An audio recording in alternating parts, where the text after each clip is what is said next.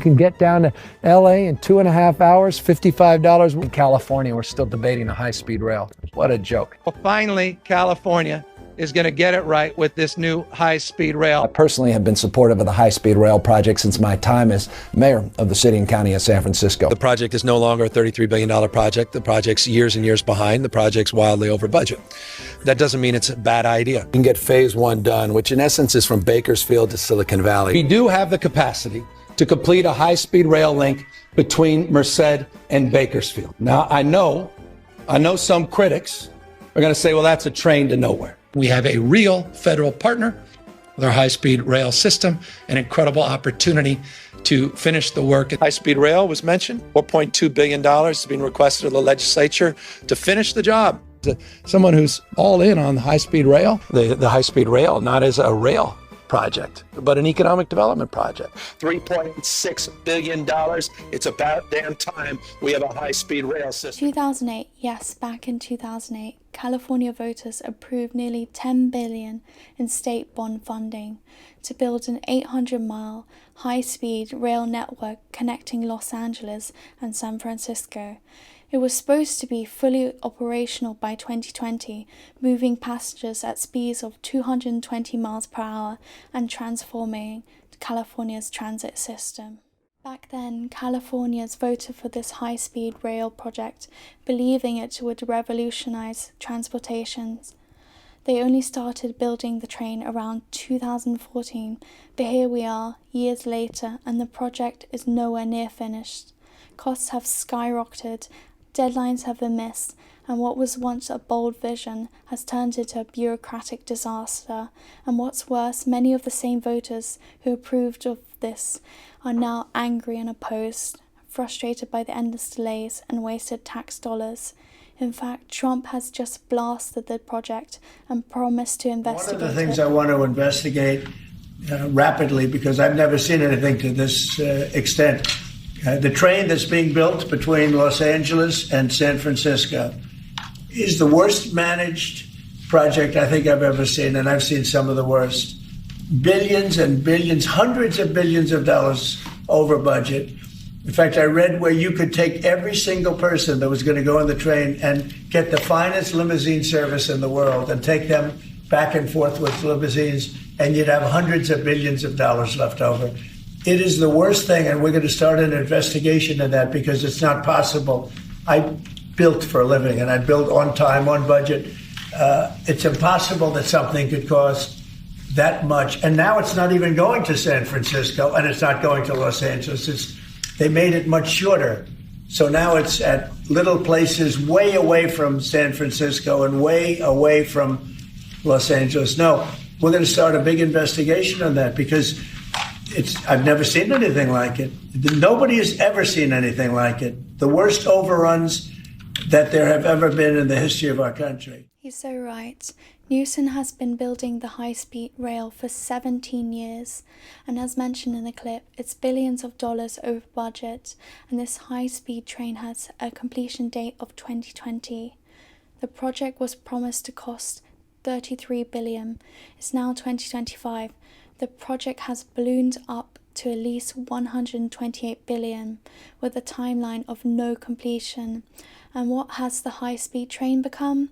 It has now gained the nickname of the train to nowhere, as you see in the picture, so money definitely not well spent. To make matters worse, the original plan of an 800-mile system connecting San Francisco and Los Angeles has been reduced to a 171-mile stretch between Bakersfield and Merced, two smaller cities in California's Central Valley. So not only is the project significantly high in cost, but now it's become drastically shorter. So it's really no secret why the train has not been built.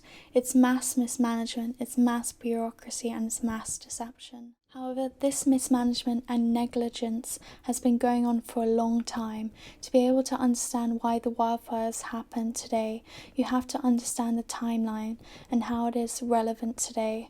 In fact, back in 2019, President Trump publicly criticized California's Governor Gavin Newsom, particularly regarding the state's wildfire management. In November 2019, Trump blamed Newsom for California's wildfires, asserting that the governor had, quote, done a terrible job of forest management and threatened to withhold federal funding. One of Newsom's most shameful connections is one of his biggest donors, PG&E.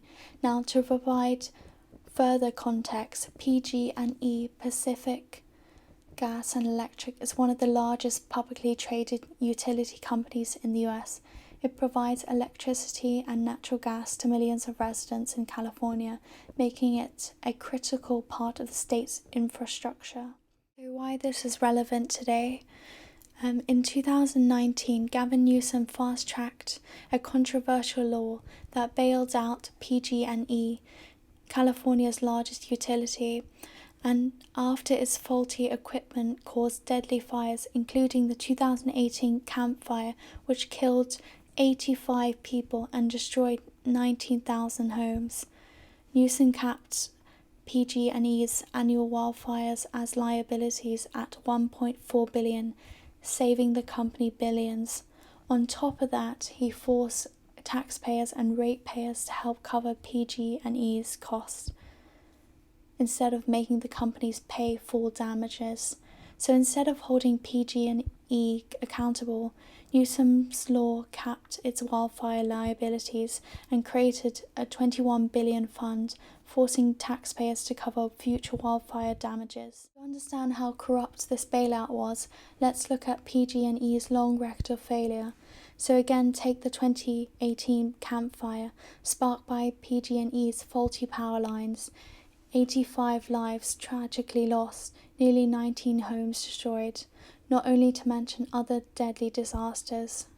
In 2017, there were 12 major wildfires, 22 people left dead, and then in 2010, the PG&E pipeline explodes, killing 8 people.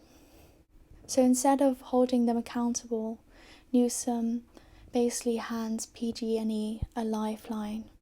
Instead, Newsom hired a law firm with past PG&E ties to write the bill. So basically, essentially, without competitive bidding, that law firm made $9 million crafting the bailout. PG&E spent $10 million lobbying lawmakers to pass it quickly. The bill was rushed through in just 3 weeks with minimal debate. PG&E wasn't just a utility company. It was one of Newsom's biggest political allies. And so why this is all relevant and definitely makes sense is because PG&E donated $208,000 to his campaign and paid his winery $500,000 for ads before he became governor.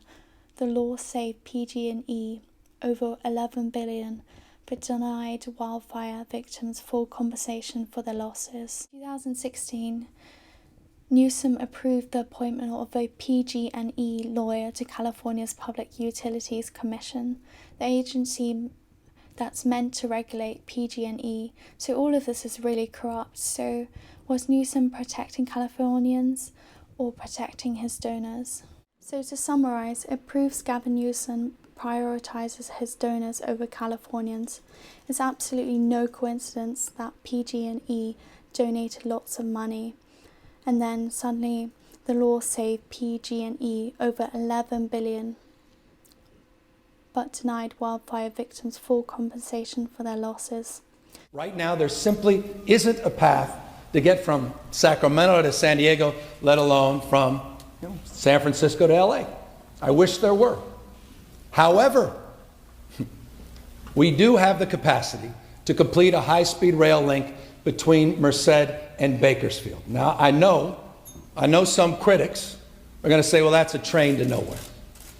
But I think that's wrong, and I think that's offensive. So there's definitely some corruption involved. So I think it's time to reconsider if you think he's a good candidate for Democrats in the 2028 election. Because there are a lot of shady things about Gavin Newsom. So that's why it's great that Trump has promised to keep him accountable.